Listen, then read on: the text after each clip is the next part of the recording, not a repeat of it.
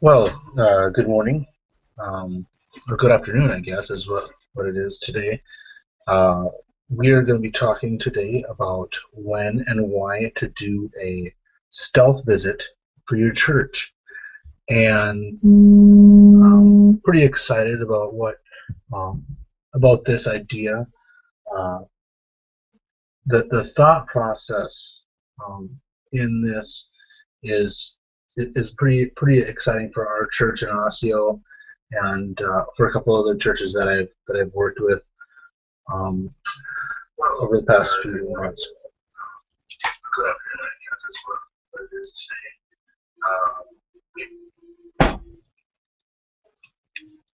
Sorry about that. I'm Ryan Trozen. I will be graduating from Wesley Seminary this fall with an MDiv and specialization in church evangelization from Wesley Seminary, and currently I'm the pastor of assimilation at Osseo Nazarene Church. We're going to have question and answer time here at the end of the thing. On your um, on your board there, you should be able to see that you can ask questions during the webcast, and at the end of it, we'll do our best to answer as many as we can. So here we go. Remember, we're talking about why and what benefit is to have somebody come and do a stealth visit at your church. First question you will ask is, what is a stealth visit? It's kind of an odd term for a lot of people, for a lot of churches. May not have heard this before. This is a planned visit to your church without anyone knowing but you of this visit. And a lot of times, maybe even as we get into this later, maybe you're not even knowing that this stealth visit is coming or when it's coming, which can be beneficial. It is an overview look from an outsider's point of view at how you are treating the people coming into your church on a weekly basis, and that's I think it's really key to have these. Why do you want to do a stealth visit? I think your visitors usually most visitors, unless they're a very close friend of yours, don't usually have the desire or have the opportunity to share with you exactly what they thought of your church, and give your church a chance to see who and what you are without any filters. And really, it talks about how friendly are you, and who are you friendly to. I think that at least in my experience of when I've had the chance to do these visits, I think that it gave us a chance to see ourselves, really how we are portraying ourselves to different people as they come in contact with us, as they come in contact with the church, or they come in contact with um, people that maybe have been to church all their lives, but also maybe people that don't come to church and don't really have that experience of going to church.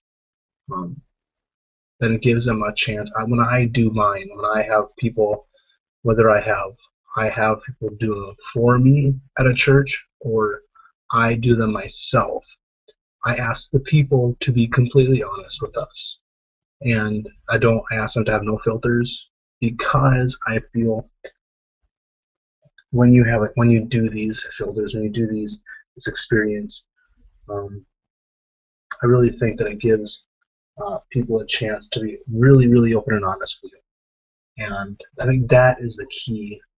When I tell people to do these, I plead with them and ask them that they do this as honestly as possible, and knowing that they're not going to hurt my feelings. That we need this for growth. Why do we want to do these? Let's see. There's a book, and Stephen Machia writes. He says, "In a healthy church, as broken people felt, safe because these churches exhibited authenticity and transparency in their relationships. And I think we can get to this point of being authentic and transparent to people in our relationships when we are able to see who we are without filters on. When we see exactly what other people see us, I think it makes a major difference in our relationships and how we move forward as a church. What do these look at? What do these stealth visit, or some people call them a secret shop of your church? These secret shops or stealth visits of your church. What do they look at when they come? And I like to say, look at everything. There is nothing that is off limits at your church, and I think that is really, really important. And I recently did a stealth visit at a church in Austin, Minnesota. And in doing this stealth visit, I looked at literally everything from the ground up. From when I drove to the church, approaching the church in my vehicle, walking into the building. Was there anybody outside of the building? Did anyone talk to me before I entered the building? In the inside of the building, what caught my eye? What stood out to me? The lobby layout. There's so many things that you look at that I think that sometimes when I looked at all the questions for the first time when I was doing a stealth visit, I was taken back by how detailed these were. But I think it's important for them to be detailed because it gives us as a church a very strong overview of how we are presenting ourselves. A lot of people, will say, "Oh, of course my church is friendly," but who are you friendly to? And that's what this looks at. This looks at the ability of people to see how friendly you are to people not in your little clique circle, not in your inner group. And when people tend to look outside of this, how do you perceived? And so I think that's really important. I really like how it looks. Just gives a very strong overview of a lot of aspects of your church. The question may be to you guys as you guys are looking at this, even if you're listening to this webcast. The question is, do I do it? Do I do this myself? I'll try to put this together. I would recommend that you have a church consultant do it for you, put it together for you. Why would you do this? Because it gives you a chance to see how you do as well. I think sometimes when we put it together ourselves as pastors or as staff, sometimes it takes us out of the picture because we know who's coming, we know when they're coming, and then we can be on our best behavior, and then it can maybe trigger some people in our church. So I think it's really good to have somebody else set it up for you outside of your church because it gives you a chance to see how you do as a pastor or as a leader in the church, and allows you to get help and feedback from a professional, somebody that knows how to analyze these, that can look at it and say, okay, here's where you're strong, here's where I think you're doing really well. However, I think that there are areas where you can improve upon and move forward in that aspect. If I do it, if you decide to do it, or if I would do it, let's say I was going to do it again at Osteo, I would ask somebody that I've been wanting to invite or waiting to invite, and that can be the same for you. If you choose to have somebody come give an overview of your church, you may want to ask somebody, that maybe a friend or a neighbor that you've been really wanting to invite to church. This is an easy way of you kind of getting their foot in the door. Taking them to lunch or coffee later, maybe later that day or the next day, that Monday, to get their feedback right away in person. I always have them have two different forms that I have that I choose from depending on the church and location, and one of them is more of a written kind of an essay based formula, and the other one is is like a sliding scale, 1 to 7. What do you rate us? The one that I just, the essay style one, I like it because at the end of it, it gives you a point-based total, so you kind of see where you rank on a point scale of how you did on that. And then, like I said before, ask them to be completely honest and not to hold any punches back. And you want to do this because um, I think it gives you, the church, uh, the best chance for success going forward. Check out who you invite. When I do them, when I have people outside of myself filling them out for a church, I always try to ask one non-Christian, because I want to get their feedback and how we act and we look uh, from their point of view, from somebody that has nothing to do with church, or maybe wouldn't associate them with Christianity. I like to have a non-Christian. I usually have two people come in and do a shop or a stealth visit, if I don't do them myself. And one of them will be a non-Christian, and then the other one is a Christian. And I think it's important for us to get the feedback from both sides, and we can find out from the Christian how we look and act compared to their church or their background or their family experience. That if they were walking in as a Christian, and they moved in the area looking for a new church home, that this might be an area for them that they could settle in. And is this a place that you could really call home and feel comfortable with? And usually, of the two of these, I always try to have one of them be a family, whether it's just a married couple or a married couple with children. I really like to have at least one of them be a family, because that gives you an even broader scope of how your ministries are doing. I talked about the Austin church that I did, and I really thought it was good for us as a family. My wife and my family went down to this with me to do it, and it was if I had went on my own, I wouldn't have got as a big of a scope of how they do things, because I would have looked really odd trying to find a nursery or trying to find a kids program as a guy coming by himself. So I think it's really good for you to have a non-Christian and a Christian, and one of these groups, it doesn't matter which one, I like to have one of them be a family, preferably with a child or two, so you can get a feel of how that reacts for them. I really like that point of view of it, for doing that. So, and what do I use as a consultant? I have two different forms I use. I said that both of them, they have roughly between 16 and 25 questions. The one that has 16 questions is more of an essay-based or a question and answer-based thing, with the grading scale at the end, like you have a point-based, different things that happen in the church, like a smile. Every smile they get from somebody is worth 10 points. Introduction is worth 100 points. And if I think it's something like around 1,000 points or so if you are invited back, and if you're introduced to the pastor themselves. So I think there's like 4 or 5 different potential point, and it's unlimited points. You can get 10,000 points if you guys did extremely well, or had a great turnout by your people. But you can also score really low. When I did at Osseo's, when I did their secret shop or their stealth visit, they scored, I believe, in the 4,000 to 5,000 point range, which is really good, which is well done.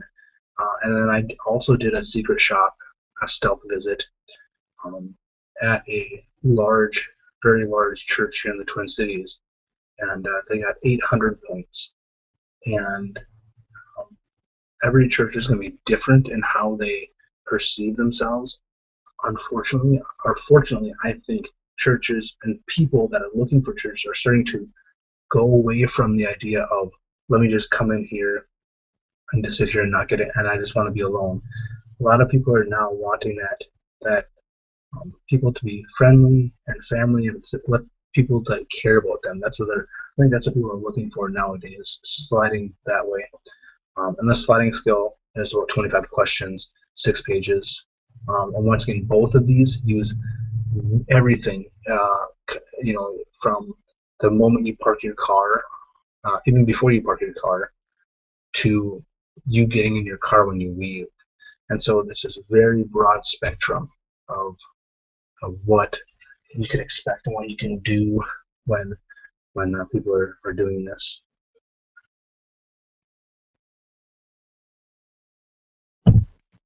How does this affect your future visitors? I think it helps us see what others see. First off, it gives us a new vision and a new set of eyes. What do we helps us see? Maybe where we need to change, what we need to add to our programs and to our experience. And are we really friendly? You know, so many churches think they're friendly, and maybe you are. Maybe you're the church that is friendly, but who are you friendly to? And this, you know, this really helps that. Who are you friendly to? What do we need to add or change? Just um, there was a church in Indiana that I did a stealth visit for, and the one thing that stood out to me that they needed to add was people to actually say hi to you. And this is a church of 200 plus, and they had 2 worship services on Sundays and 1 on Saturday, and I didn't have one person say hi to me. Not one, not a single person said hi to me or greeted me. And so maybe that's something that maybe you'll find out that we need to add the idea of having somebody, as their job to say hi to people. It's their job, even if I've maybe they've been here for 2 months, but I've never met them. I have personally never met them, so I'm gonna go introduce myself and say hello. Last time we um, did this, last time we um, met together, I told you that we were going to start doing a take home. I can take this home. Last time we talked about something, and you can go back and listen to the webcast from that. What you can do for the next Sunday was what last time. This one's for this week. What can you do this next week to impact people at your church for growth or revitalization? So what can you do this next week? I want you to go ahead and take a look at your visitor log, your whatever you use, a connection card, or having them fill out like a little survey, or a meet and greet time where they log in, somewhere where you have some sort of information, phone number, email, physical address. Take a look at that over the last 2 months. I want you to look at this and see how many of these people have come back a second or a third time to visit. Take a look at that. See how many people have come back a second time and a third time to visit. And if not, if they haven't come back, if let's say you have had 10 people come in the past 2 months, okay, to visit, and none of these people have come back a second or a third time, and it's been a month or 2 months since they've been back. Have you, if you've not reached out to them at all, if you've not said a word to them, they've given you information, but you haven't reached out to them, I want to challenge you this week to reach out to them. I want to challenge you this week to invite them back for a new series or new events that you guys are having. And I think the important thing here is sometimes people are shopping around or looking for a church, or trying to maybe they visit 2 or 3 different, 4 different churches, and your church is at the beginning or the end of it, and they're searching for a church. They're searching for a church home. Charles Arnn, in one of his blogs, he talked about how when he was looking for a church in California, he went to roughly 10 churches over a 3-month span. And of those 10 churches, not one of them reached out to him a second time.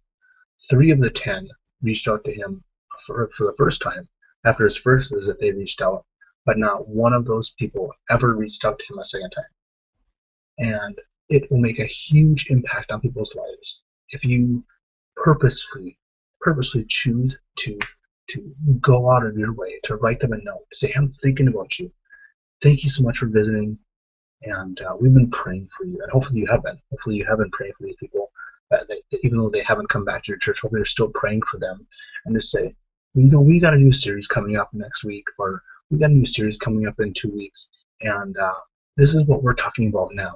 But I want to invite you back. I want to personally invite you back for the next series, the next events. I think it's gonna. I know it makes an impact on people. I know that it makes an impact when you recognize that you haven't been there in a while, and we miss you.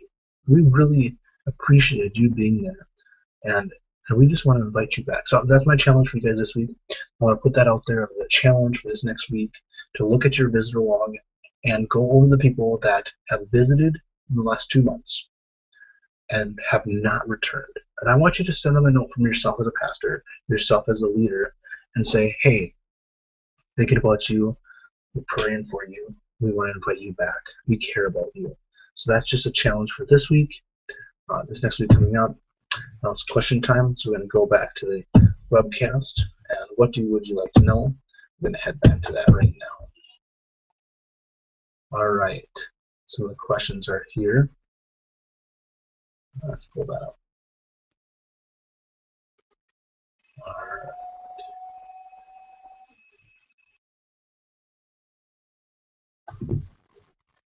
Somebody asks, how many and how often do you do stealth visits? How often and when do you do stealth visits? I personally would recommend doing these visits and these stealth times for sure once a year. I would have no problem doing them every single year at my church, and making sure that you continually get a fresh vision and a fresh aspect of what is going on, what God is doing in your church and in your midst and the people that you're around. And I think that's important. I think that's very, very, very key for you guys to experience what God is doing, what people are seeing and sensing. So I think you should be doing it every year.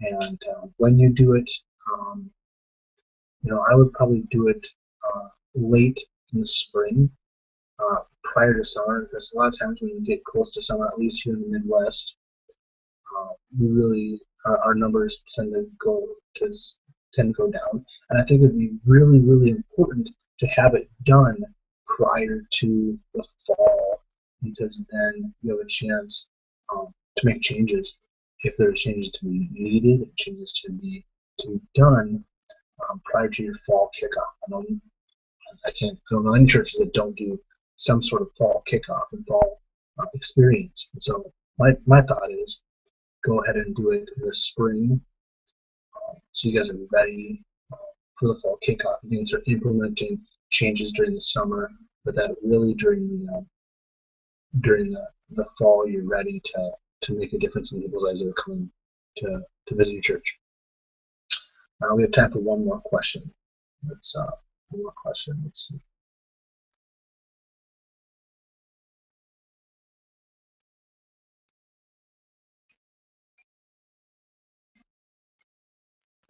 Where do you see the biggest need in your stealth visit experience?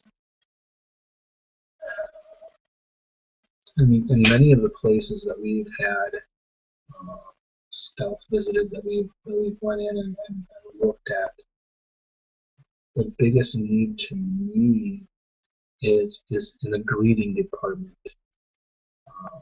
I think that people sometimes they think they're friendly. They really do. Most churches think they know what they're doing, but I think we need to train our greeters and even the people that are not greeters at our church to know how to experience people coming into the church.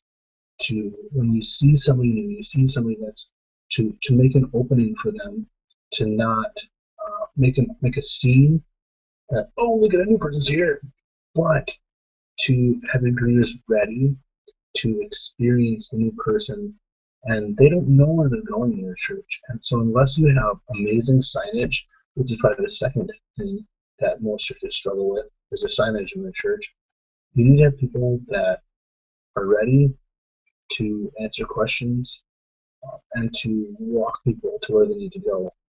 I think that's a pretty big key thing is the greeting department. to make sure that we train our people how to do it and to do it well. I think is a big thing. And then, like I said, the second thing I think is our signage. But um, if you have any questions on that, you can be more than willing to send me an email. That's it for this um, this week's or this month's um, webcast on church growth and being better missional church in your area. Look, keep looking because next month we'll be doing another webcast, and I'm excited to help you as pastors and leaders to be empowered and ready to meet the need of the people that are really looking for Jesus. Have a great day, and if you want to contact me, you can contact me at pastortrozen@gmail.com. Have a good day.